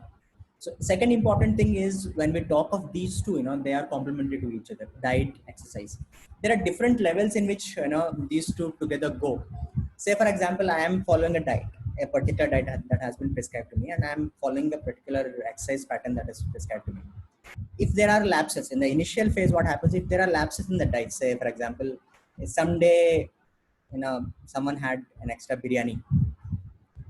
That time you tend to increase the amount of exercise that day. Maybe if I had biryani yesterday, so today not 30 minutes, I'll do 40-45 minutes. The biryani was today only. Yeah, today it's complete lockdown Raipur, sir. No biryani. So the second phase is when you kind of had a cheat day on the diet. Second phase, you'll say that I have had a cheat day in diet, I'll have a cheat day in my exercise also. So that is when things get little worsened off. So it's important that both regimens should go very strictly. Discipline has to be told to them that you should be following discipline. Not to extremes, but you should be giving them a range of options for exercise as well as diet. Not restrictive, but then discipline at the end is very important. If you had a cheat day, fine, it's fine, absolutely fine to have a cheat day. Maybe put cheat days also into the regimen that we are going. Maybe he knows that Sunday is a cheat day. Cheat day, yes, Sunday, let it be the cheat day. Yeah. So for a patient, the main therapy is important, and these are important add-ons. Can we generalize this to a general population for ourselves, for persons who are not yet mentally ill? So these strategies will work for both of them, the diet and exercise that we have discussed today, for ourselves also. Yes, sir. Like I've mentioned in my presentation as well, it's just not for mental illnesses and treatment of mental illnesses. It's also for prevention of being mentally healthy, because that study by, the 1.2 million study, which we don't have a study in India so far like that, which actually says that, overall mental health burden, even if you don't have a disorder, you kind of have a mental health burden. You are low on certain days, you are little irritable on certain days. That's a mental health burden.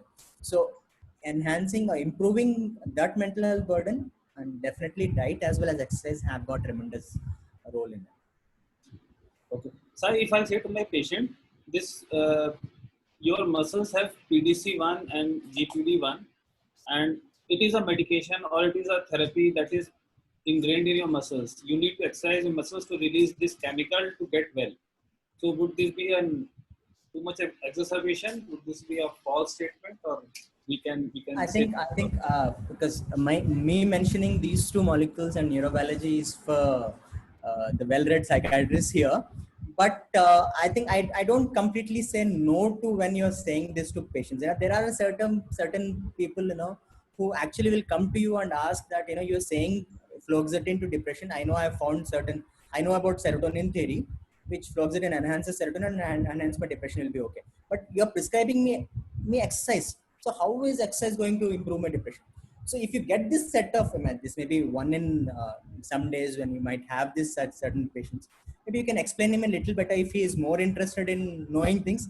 Definitely yes, because the more you educate that person, you know, from the baseline education that that person has, I think it's maybe in some persons it can definitely be helpful, but not in all. You know, you have to choose that person where you'll have to, you know, share your knowledge. Yeah, that person's knowledge also has to be to that level.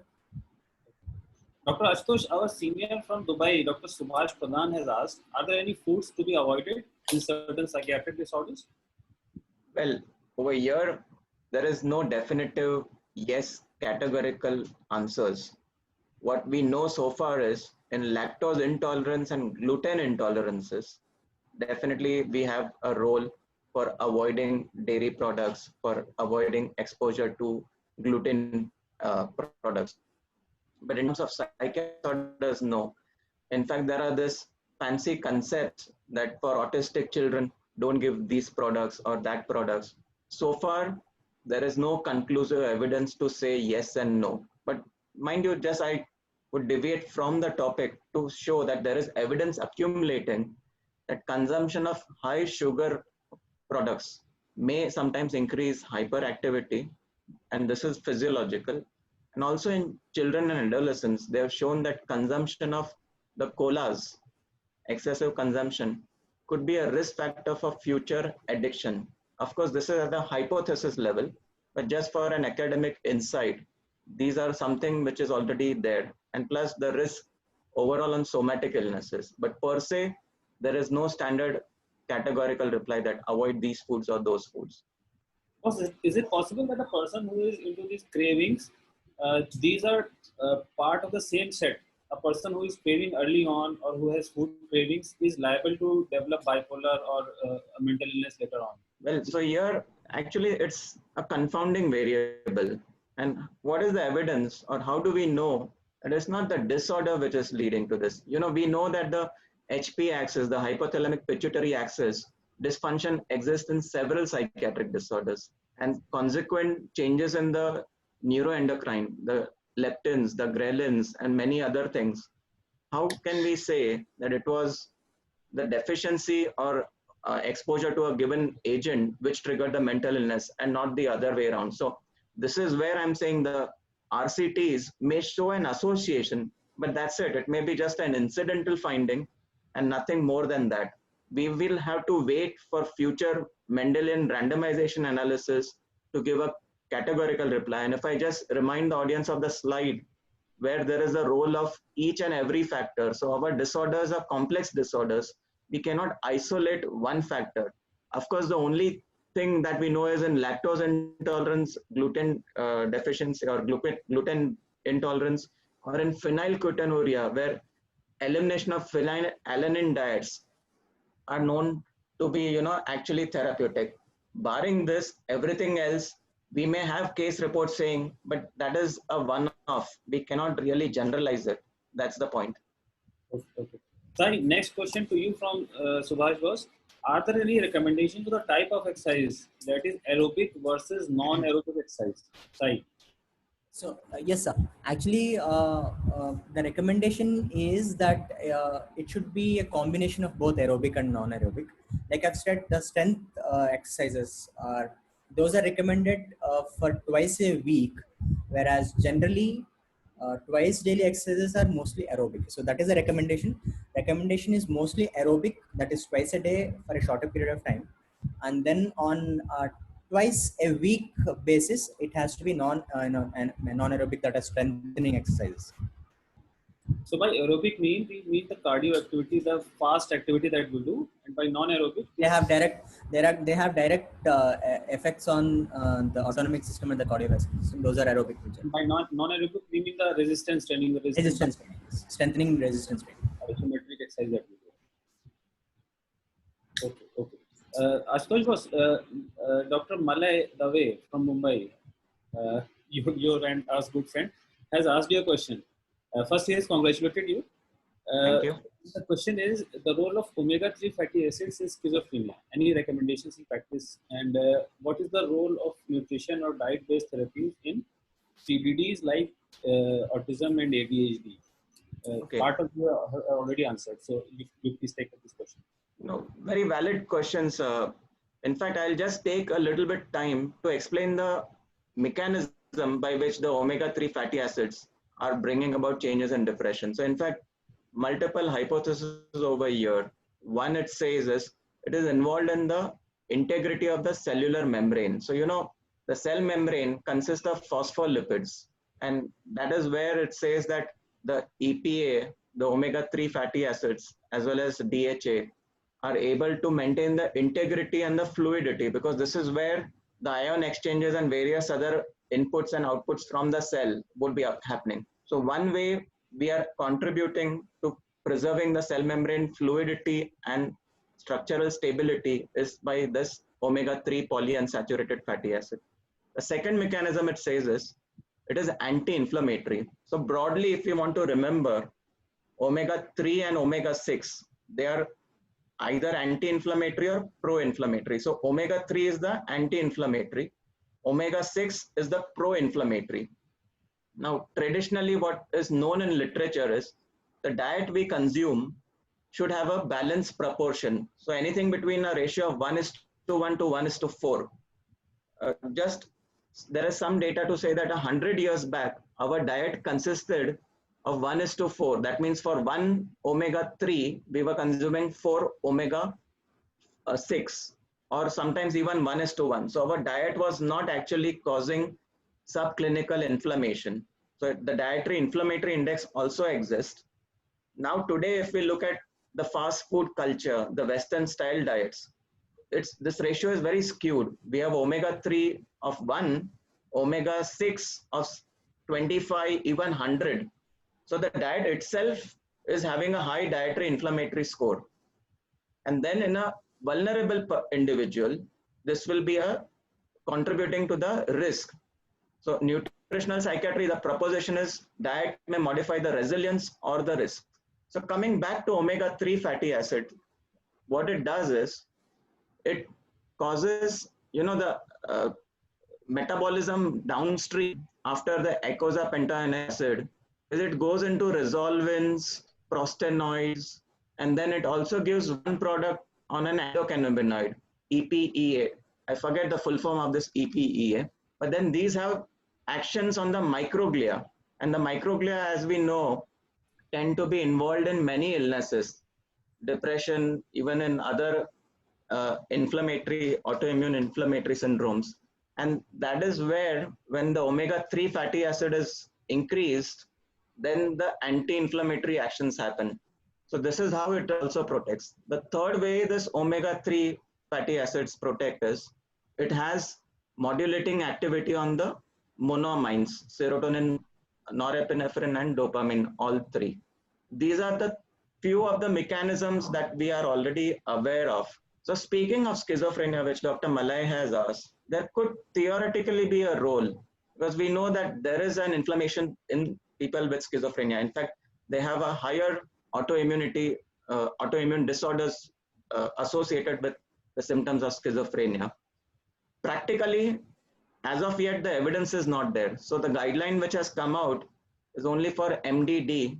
As of yet, we do not have a guideline or robust evidence for the implications, but theoretically it would make sense in some patients of schizophrenia. In fact, they are also checking on interleukin 6 as a biomarker for schizophrenia or CRP in schizophrenia. These levels are already elevated. So theoretically, yes, there may be a role. Practically today, no. We cannot generalize and say this will be a co-prescription along with the antipsychotics. The second part which Dr. Malay has asked is of children.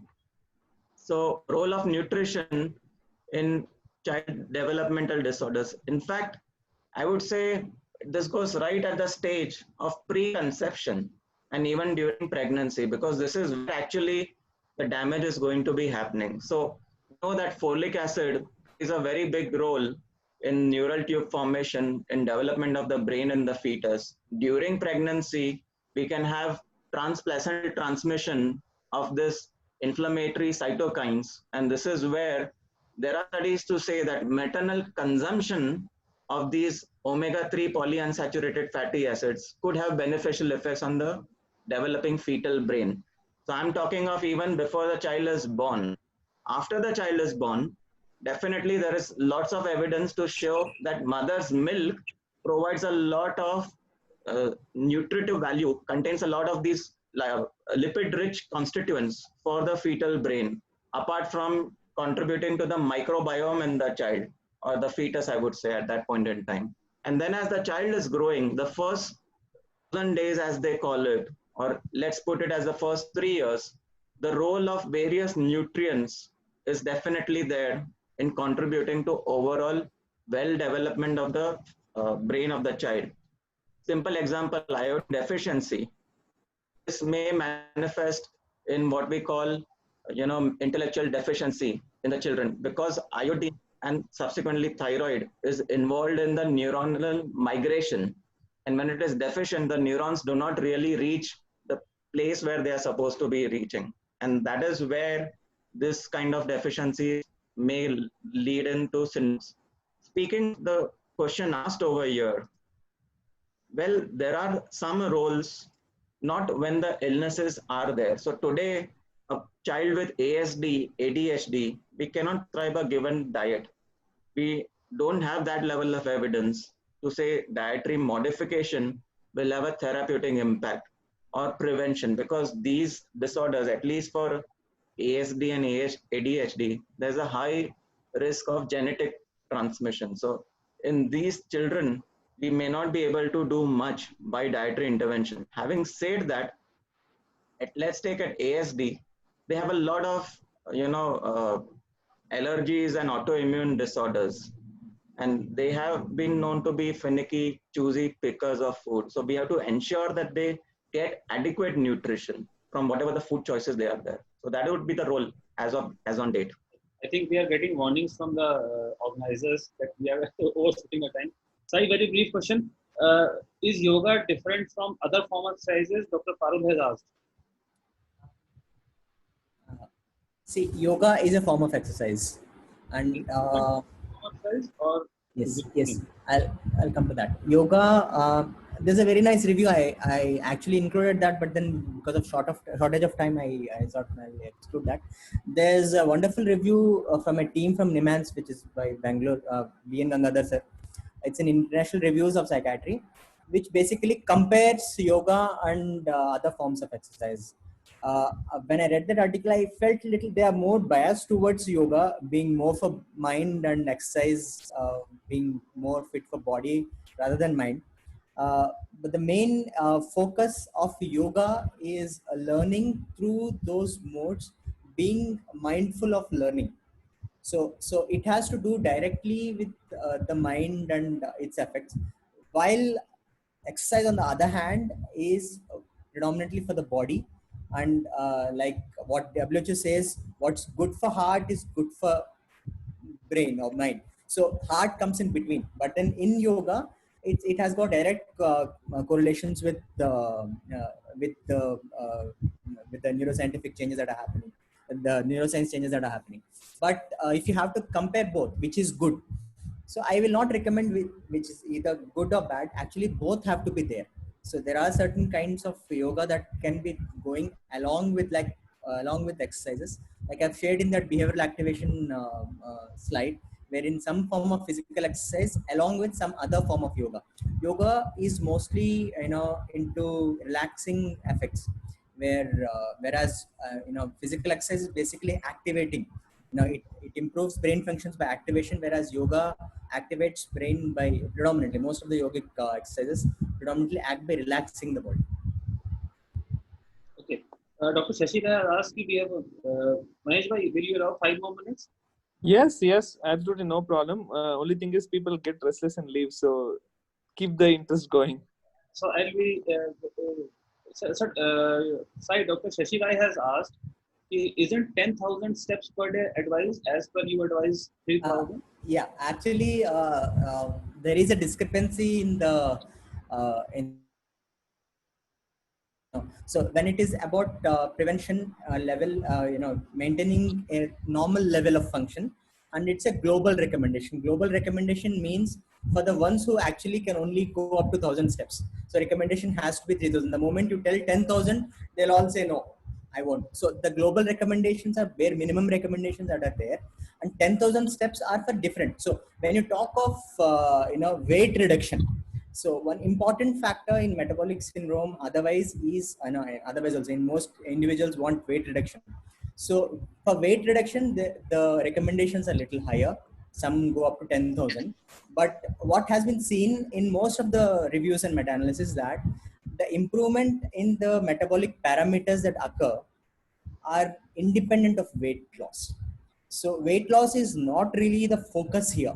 So the focus is on the beneficial effects which are on the mental health regimes, or the parameters that we'll say, the triglycerides, the insulin resistance, or the blood sugar, not really weight loss. So if the focus is weight loss for most of us, if you want to reduce weight, not really focusing on other things, so there the recommendations little high. It's not just 30 minutes a day, it's much bigger. Diet recommendations also are different. There the diet recommendations are completely different than what they are for what we spoke during this particular session. Okay, and Sai, an add-on question. These steps, this is spread throughout the day, 3,000 or above throughout the day, or it is beneficial to have exercise at a go? Yeah. Actually, so if you just calculate the time when you enter your house to reach your kitchen to pick up something, so that will also be included in the overall steps. No, that is not recommended. Recommendation is that, so 30, like I've said, 30 minutes activity. So if you start an activity of walking, jogging, or whatever, and then go up to 30 minutes, and during that particular time, the total number of steps should be 3,000. So during where you are mindful that you are going to do something for something, you're actually knowing that you're doing it for a benefit. So that should be 3,000. If I can add on this 10,000 steps, I mean, there's an interesting history behind this. Almost 20, 30 years back, it was a Japanese marketing firm which came out without any supporting data to recommend this 10,000 steps a day. And then it has been there ever since. Nobody ever challenged it till recently. And in fact, till date, there's hardly any evidence to support that 10,000 steps a day is what is minimum required. So actually, it was a marketing campaign which got imbibed into the medical, how do I say, mainstream, that 10,000 steps a day without any underlying. Diamond is forever. The number of steps, recommendation for number of steps from the American College of Sports Medicine, ACSM, is 3,000 a day. Okay. Thank you, sir, for this. Ashutosh boss, any recommendation on the role of elimination diet in psychiatric disorders? Dr. Shobhit has asked, and he has also contributed that this mitochondrial supplement that we're talking about, coenzyme Q and L-carnitine. Okay. Yes. Actually, I would like to thank Dr. Shobhit Garg and both Dr. Malay for helping me understand this mitochondrial supplement. So over here, let me answer the second part, the mitochondrial supplement. Of course, where most of the psychiatric disorders, we know that there's mitochondrial dysfunction. And let me just take out one of a polymerase gamma disorder, the POLG, where actually the only treatment is a mitochondrial cocktail, L-carnitine, vitamin E, and you name it. But these are having very limited evidence of efficacy even in those kind of disorders, let alone psychiatric disorders. So if we are going to give supplements, mitochondrial supplements as they are calling it, there is no substantial evidence. Of course, barring the fact that if we are giving sodium valproate, which is known to reduce the L-carnitine levels, then we have a rationale of prescribing L-carnitine together with sodium valproate. Or if the patient is known to be on a statin, then we have a role. We know that statins may sometimes diminish this level. L-carnitine may then be beneficial, but otherwise, if we are just going to write it, I think only lobby which will benefit is the pharma lobby, not the patient lobby, not the medical lobby as on date. Ashtish was Dr. Rakesh Jain from Agra has asked, he compliments you for a presentation, the nice presentation, and then any role in the claim of megavitamins, use of megavitamins in psychiatric disorders. And to add to this, vitamin D, you cannot go leave us without telling us about vitamin D. What is there any scam going on? Everyone is low in vitamin D. Even myself, my patient, my relatives, everyone I know. I think I have seen only one patient one or two patients who had adequate vitamin D levels. So what is this going on? What is this? Okay, so first of all, thank you for complimenting the presentation. But yes, mega vitamin, no role. One short summary answer, no role of these mega vitamins. In fact, we sometimes give it if nothing else, patient ko kuch nuksan nahi hoga. This is a wrong notion. In fact, there are some studies to show that folic acid, when it is not metabolized, could actually be cancerogenic. So it's not that nothing, we can just keep on giving it. Other than this, coming to vitamin D3, of course, at a population level, we will find that people may have deficiency. Let me ask a counter question. How do we know that the vitamin D3 deficiency caused the depression and not the other way around? So the person stopped moving out of his house, stopped going into the sunlight, and then that led to vitamin D3 deficiency. How can we ever document this? So we have to be mindful that there will be confounding variables and there will be a reverse causality. That is, the illness itself is causing the vitamin D3 deficiencies, or there is a reduction in appetite and they are not consuming the diet, or the dietary choices are skewed and they are not consuming the right foods. So how do we know it's not the illness which is actually secondarily causing this vitamin deficiencies? So having said that, we don't have studies to say that, okay, we correct vitamin D3, the depression improves. No, that does not happen. And when I say studies, I mean at a meta-analytic level, at a recommendation level. You may find some one small study which says, okay, this was the issue and we rectified. But then many of these meta-analyses have seen that the methodologically, these studies were flawed. To begin with, the population that was selected did not have any vitamin D3 deficiency. Then they gave vitamin D3 on top of the antidepressants. They did not notice any additional benefit. And other thing was a population which had deficiency of vitamin D3. They gave only vitamin D3. And this population, the D3 levels corrected, but the depression did not improve to a large extent, a significant extent. So a general recommendation, giving vitamin D3 based on the report is not going to be beneficial.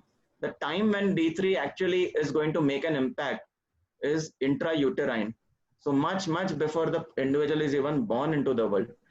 That time the deficiency may make the individual prone for later onset psychiatric disorders, including depressive disorders. So this is what is known.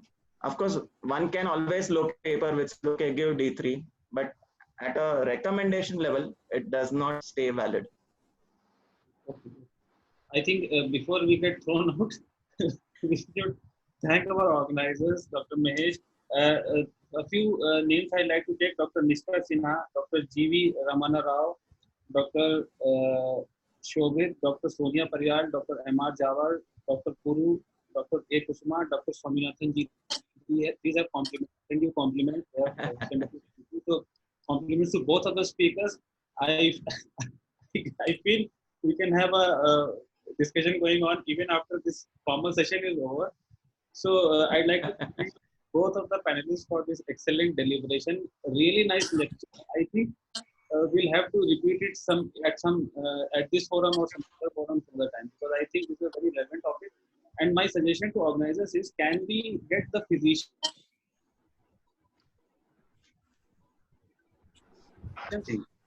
Because many of the general physicians, so if it is possible, we can do a repeat with the with psychiatrists plus other medical practitioners. So that is my suggestion. Over to you, Mahesh bhai. Thank you, Dr. Aleem. That was really wonderful. You really held the interest of the audience, and the speakers were doing wonderful jobs. So you didn't know how the time passed, 7:30 to 9:20 almost, and we could actually manage to keep 40 plus people on the webinar till the end of the program. So that's a great, interesting topic for everybody, I guess. Dr. Sai Krishna and Dr. Ashutosh both have done wonderfully well and did justice for today's topic. And I'm sure there were so many questions that needed to be answered, but time was a major limiting factor, I guess. We can definitely do some sort of fine tuning to the topic, get in more inputs on a selected area, so that people would definitely learn a lot of things on the role of nutrition and exercise again. And we will find the definitive forum that you recommended. Getting general practitioners and RMPs would be a great idea to talk on impact of all these things on mental health related issues. I'm sure the sponsors for today's program, Linex, will take it up, and we'll try and get a program like that. Thank you, everybody. Dr. Aleem, Dr. Sai Krishna, Dr. Ashutosh. Thank you, Linex team, for holding on to this webinar and giving us the technical support needed. Thank you, everybody, and it's a wonderful program today. Good night. Good night. Bye-bye. Good night.